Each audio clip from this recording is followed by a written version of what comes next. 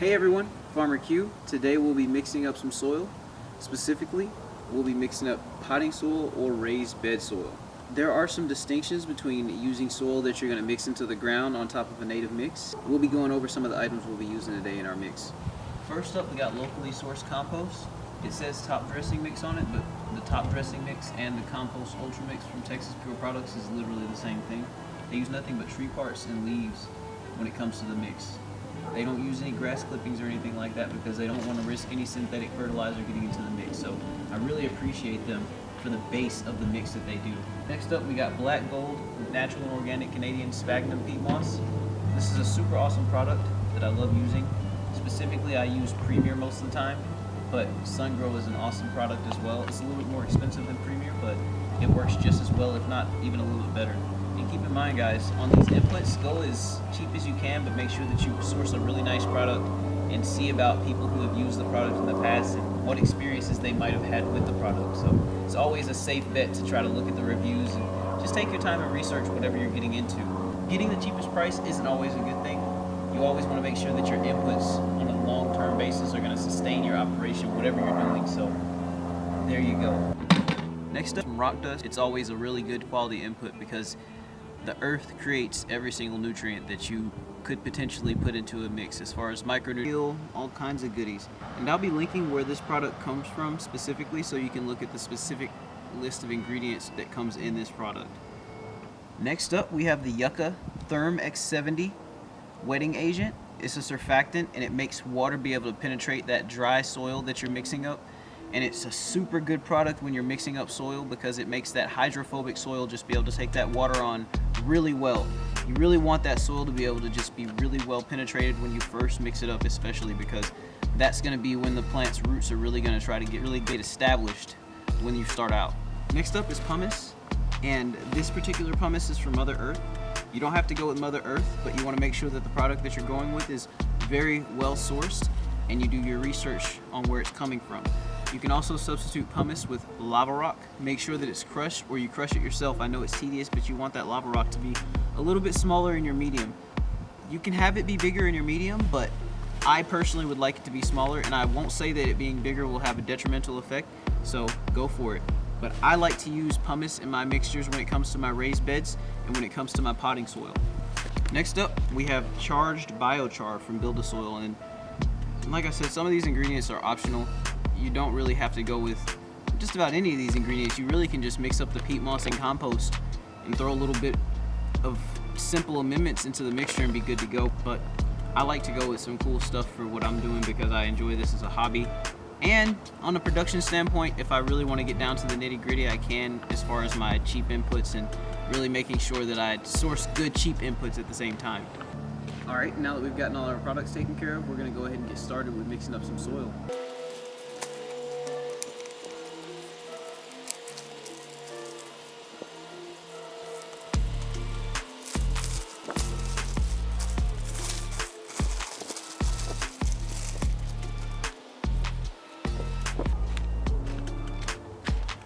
What you want to remember is to break up your soil clods when you first mix up your soil. You want to make sure everything's as fine as possible because you want those aggregates, because you want those microbial aggregates to be able to successfully link up, and those fungal hyphae to just be able to move around and make those connections they need to make to spread as far as they need to go to make the soil be drought tolerant and be just as good as it can be. You want your soil tilth to be as fine as you can when you mix up your soil from the start.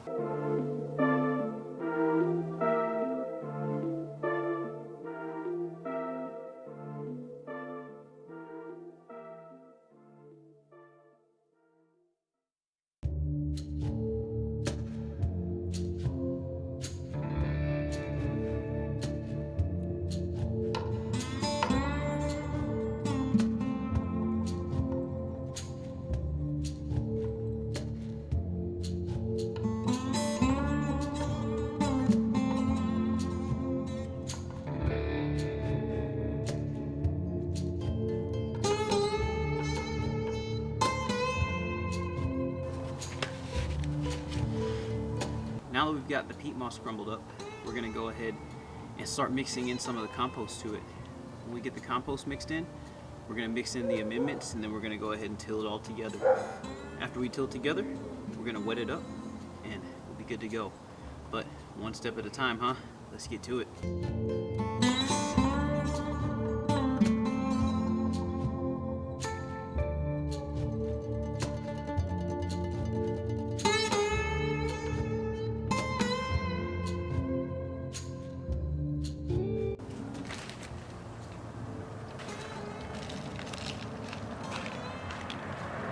Check out this compost.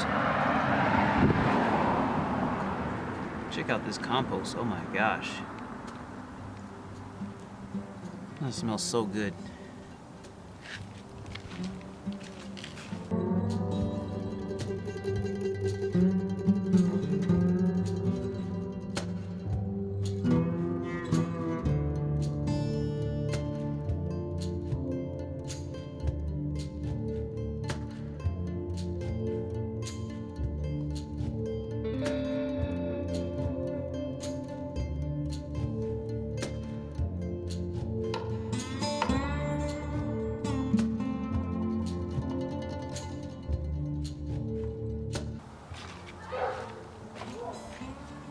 Now that we've gotten our compost added on top of the peat moss, let's go ahead and mix it in together a little bit, and then we'll add the amendments to it. Get this party started.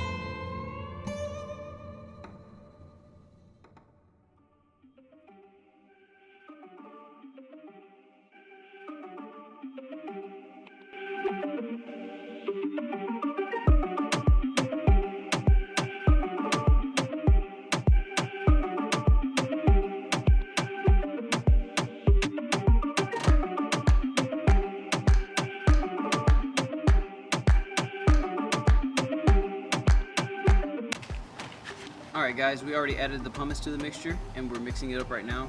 I would have had the initial dump in there, but it got lost in the fray somehow. But with the pumice, it's just like mixing any other ingredient into it. We're just mixing it in with the shovel and with our hands, and then when we finish up, we're gonna mix everything in with the tiller. So that's where we are.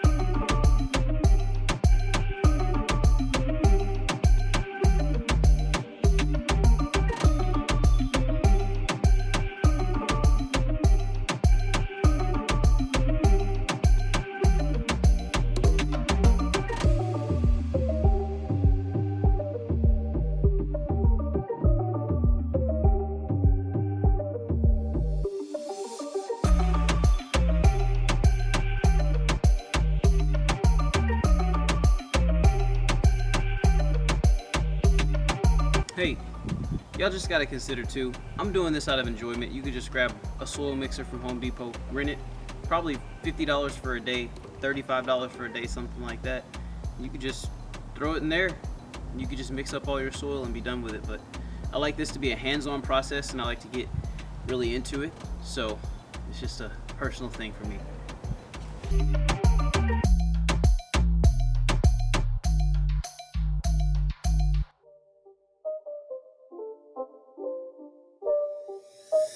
game. It's a rich thing.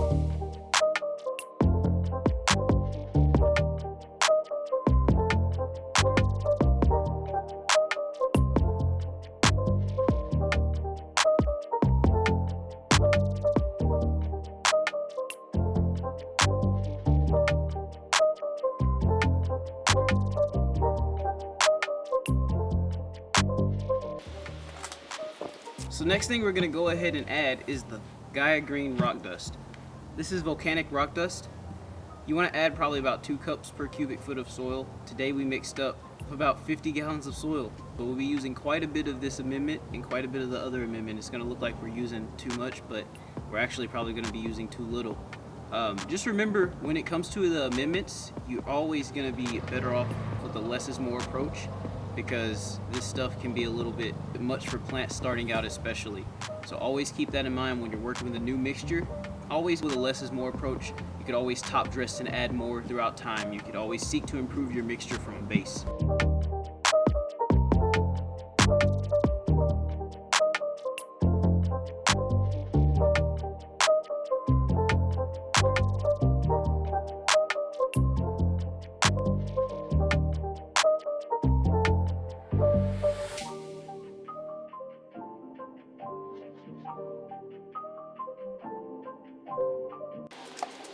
Now that we've gotten our rock dust added, it's time to go ahead and add our craft blend.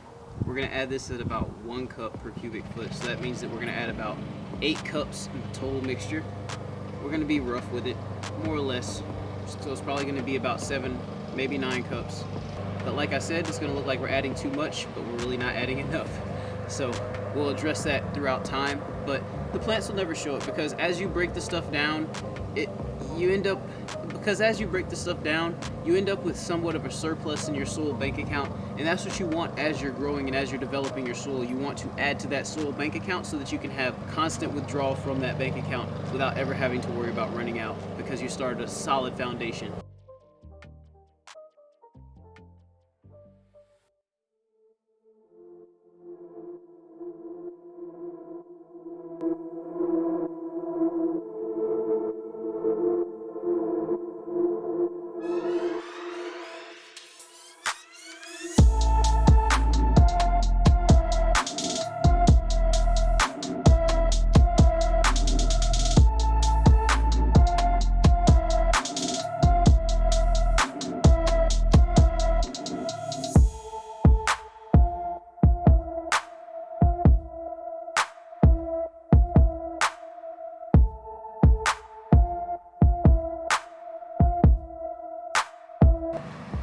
It's super nice to get your hands in the soil and just mix it all up. It just feels so good, even when you got gloves on.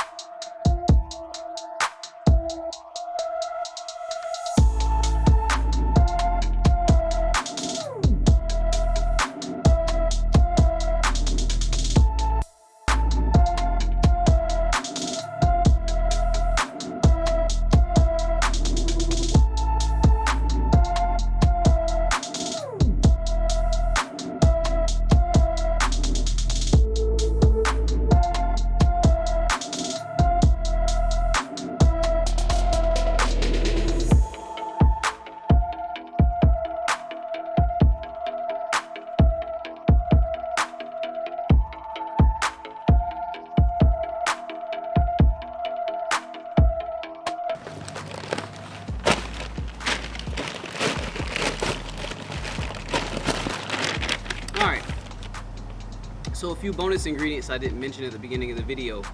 We're going to be adding some Dr. Iron. This is some organic iron. It's amazing. It supplements soil really well, trustworthy, doesn't cause funky things to happen in the soil, and it's one of those minerals that just kind of slips by the wayside on availability, especially immediately in soil mixes. So it's something you want to consider when you're mixing up your soil. The next thing is the oyster shell flour here.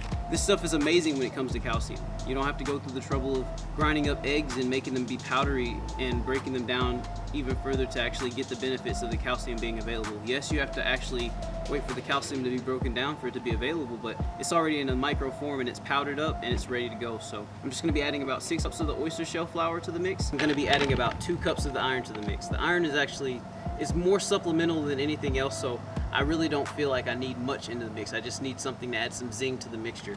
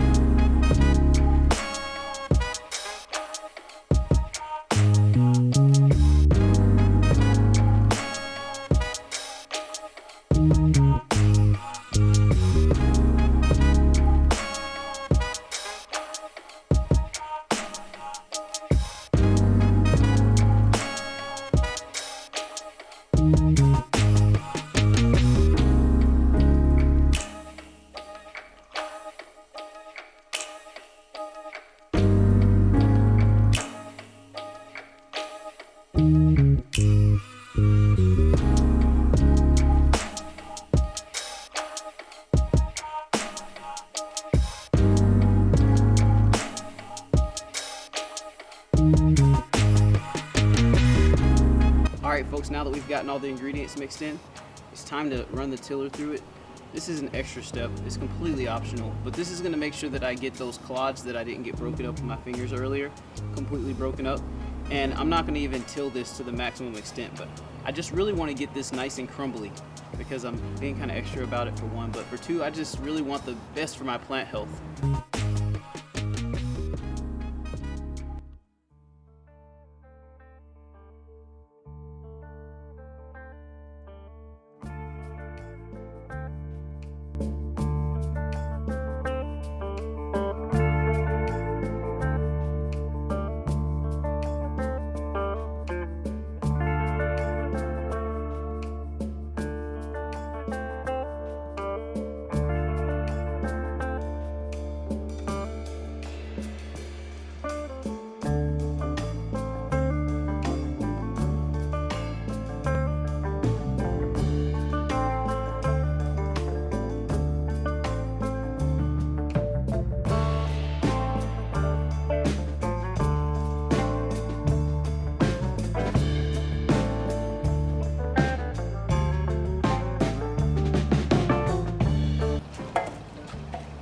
Alright, now that we've gotten the soil mixed up, we've gotten it tilled up, we've gotten everything done to it that we want to have done to it.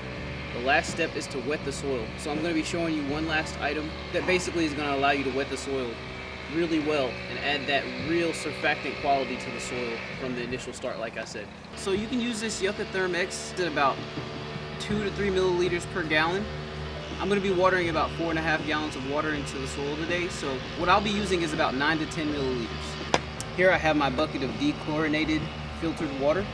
I'm going to go ahead and add this to the 4.5 gallons of dechlorinated water and then give it a good mix, and then we're going to water it in with our sump pump water hose attachment water piece that I made a long time ago.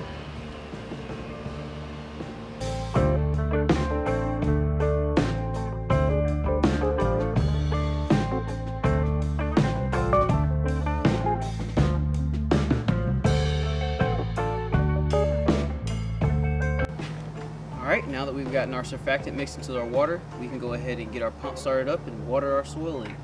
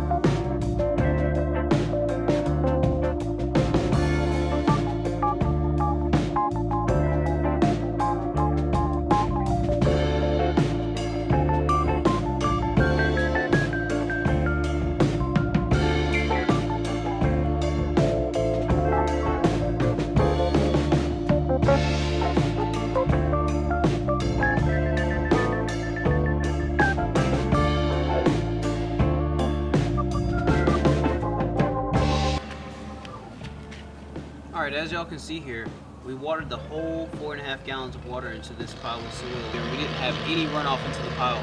That's pretty awesome. Sorry for the mower in the background. Can't really do much about that. We got neighbors. Yeah, this is pretty awesome.